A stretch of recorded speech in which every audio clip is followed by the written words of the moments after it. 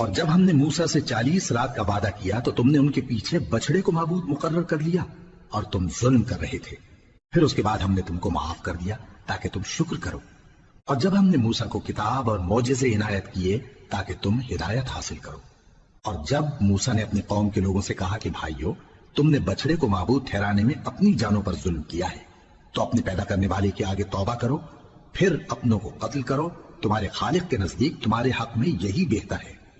پھر اس نے تمہارا قصور معاف کر دیا، وہ بے شک بڑا معاف کرنے والا ہے، بڑا مہربان ہے۔ اور جب تم نے موسیٰ سے کہا کہ موسیٰ، جب تک ہم اللہ کو سامنے نہ دیکھ لیں گے تم پر ایمان نہیں لائیں گے، تو تم کو بجلی نے آ گھیرا اور تم دیکھ رہے تھے۔ پھر موت آ جانے کے بعد ہم نے تم کو اثر نو زندہ کر دیا تاکہ احسان مانو۔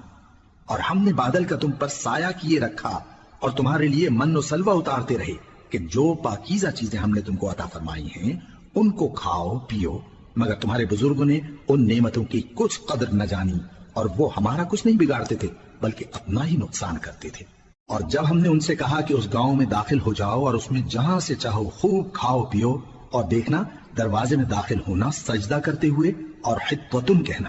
ہم تمہارے گناہ معاف کر دیں گے اور نیکی کرنے والوں کو اور زیادہ دیں گے،